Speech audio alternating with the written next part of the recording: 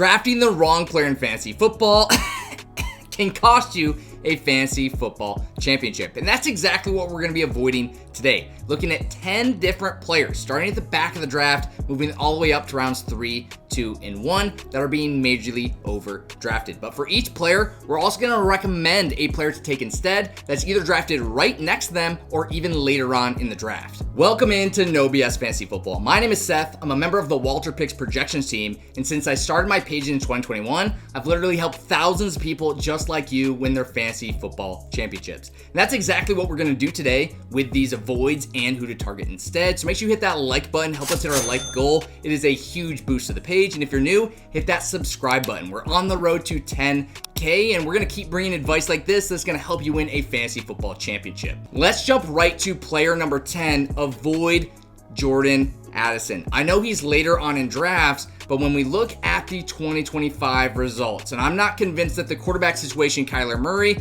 is going to be enough improvement to be consistent. Yes, I do think that Jordan Addison, he's a great player, and he will have some weeks where he drops 20 points, where he drops 15 points, just like he did in 2025. But a lot of the weeks, just like 2025 as well, he will be scoring under 12 points and be unstartable. So while you're going to wish you started him on those weeks he goes off, you're never going to know which weeks you're going to be, which means you're going to just have to leave him on your bench. On the other hand, just a few picks later, you can draft Michael Pittman Jr. He was the number one target for the Colts throughout his career there. Now he moves over to the Steelers. And DK Metcalf, some people are drafting him as the wide receiver 1. Certainly has more touchdown upside than Michael Pittman Jr., but Pittman will have more consistent volumes. When you're drafting someone around the pick 100, pick 110, grabbing someone like Michael Pittman Jr., who could be a solid weekly starter with PPR upside, any week he scores you a touchdown will also be that spike week that can help you win your week. Our number 9 player to avoid,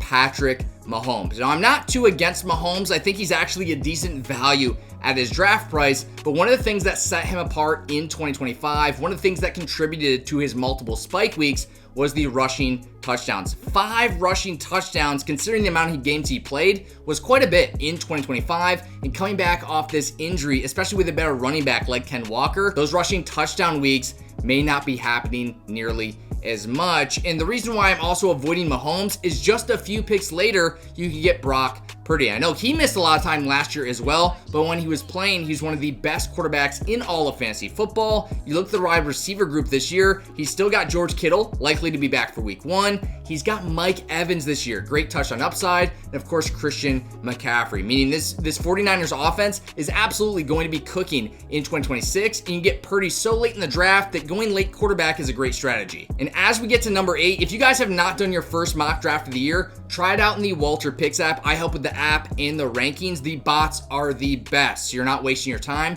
You can download that in the description with my code NOBS and start practicing for your draft this year. Player number 8 is Oronde Gadsden, one of the most exciting players, a player that definitely has great upside heading into 2025, but this is just a player to avoid. One of the things everyone wants to overlook is the Chargers added David Njoku as well. And if Gadsden and Njoku are just splitting targets, or maybe one week it's an Njoku week, one week it's a Gadsden week, he's going to be difficult to trust in your starting lineup. And when I'm thinking fantasy football playoffs, that's where you need the consistency to win that championship. Having spike weeks throughout, yeah, you can go 500. You can go slightly above 500 and make the playoffs. But once you're in playoffs, you need to win each and every week. So Gadsden, while he does have some decent upside, sharing with Njoku, just not a value pick. When multiple rounds later, you can get Mark Andrews. And when you look at Mark Andrews without Isaiah Likely, this is the type of consistency and upside we might be able to expect from a late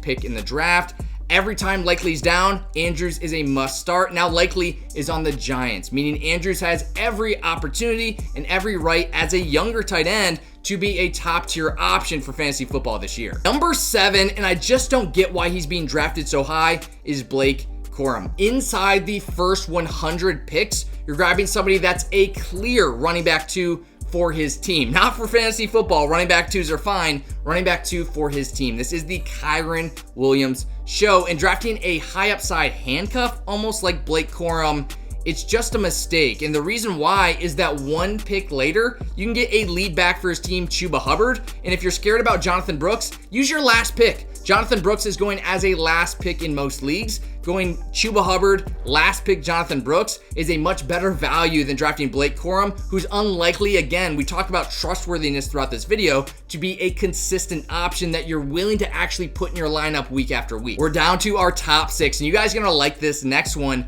Makai Lemon. I actually love Makai Lemon. I thought he was one of the best, if not the best, wide receiver in this draft class, but the landing spot with the Eagles does not spark joy. AJ Brown is gone. That does open some of the touchdown upside, but a lot of this looks like it's going to move over to Devonta Smith, Saquon Barkley.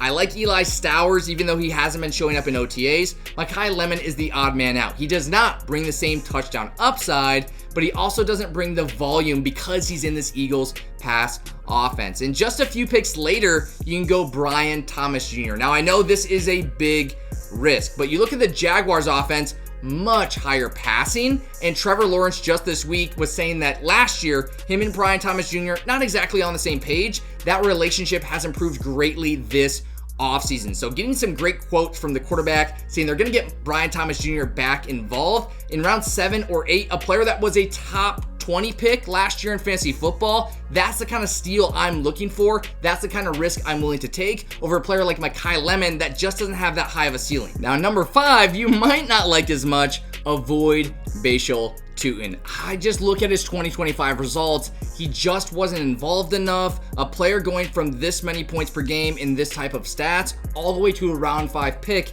is a little bit unheard of in fantasy football. People are just assuming he's going to be good, and that's something I try not to do in fantasy football. I look at the stats, look at the data, and I do like Bashal Tuten. If he gets 50%, 60%, 75% of the rush share, he'll be absolutely incredible.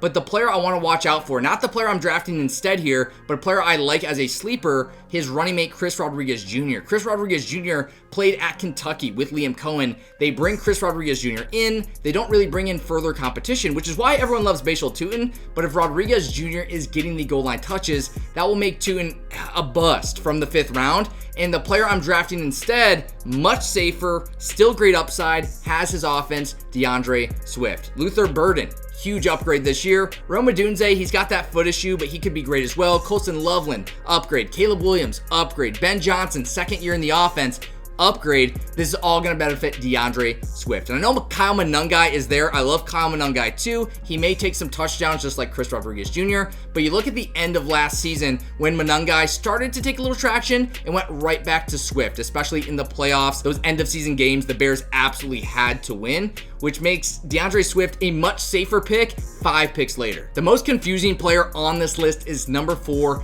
Jalen Waddle. I'm not sure why people are so excited about him in 2026. The Broncos offense just has too many options. You got both running backs, Harvey, Dobbins. You've got Bo Nix, who likes to run the ball. You've got Sutton, Pat Bryant, Troy Franklin, and Waddle. There are so many mouths to feed. And Waddle last year, I know he's in the Miami offense, but he was worse than Cortland Sutton in points per game. Sutton is the touchdown dominant guy.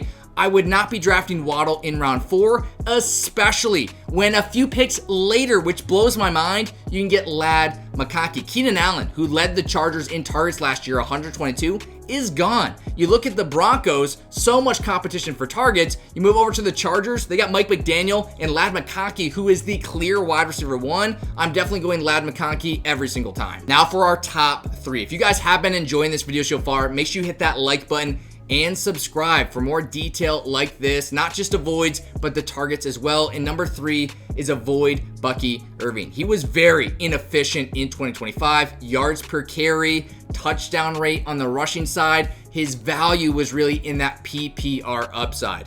But now they lost Rachaad White, who was pretty good at PPR, but now you got Kenneth Gainwell, who dominated for the Steelers, especially at the end of the last season, being one of the highest reception players in the entire league. If he takes any of Bucky Irving's receiving upside, that will absolutely tank his value for an early 3rd round pick. That's unacceptable when you can just draft Derrick Henry. Maybe he doesn't have the same PPR upside, but that touchdown upside in the Ravens offense is what makes Henry such a deal and consistent value. And we have also seen, just like we did last year, Derrick Henry can go for those multiple touchdown weeks where he absolutely crushes and carries your entire team. Bucky Irving can do that, but Derrick Henry can do that and is going to be more consistent. On round 2, this is another confusing player here. Jeremiah Love. All I gotta say is he's sharing the backfield with Tyler Algier and James Conner. If he's not scoring touchdowns, Jeremiah Love will absolutely not return value in round 2 when one pick earlier, you can just get Saquon Barkley. He's got a much more secure role on his team.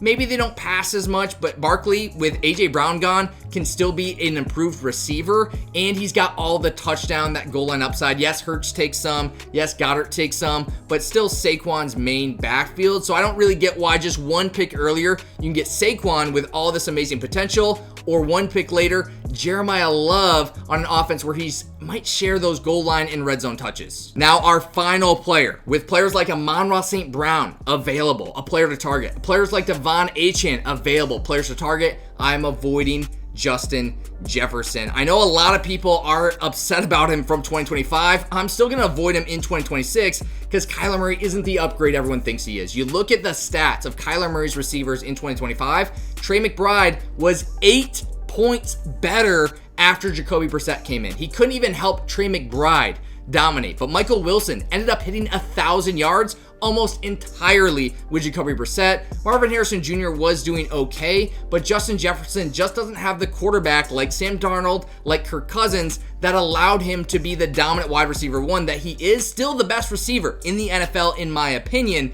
but he needs a quarterback that can get him the ball, and that's not been something we've seen Kyler Murray be able to do. At the end of the season, your league mates are going to ask how you avoided all the wrong players and dominated by grabbing the right players. It's because you're doing research just like this. So hit that like, hit that subscribe, and I'll see you in the next one.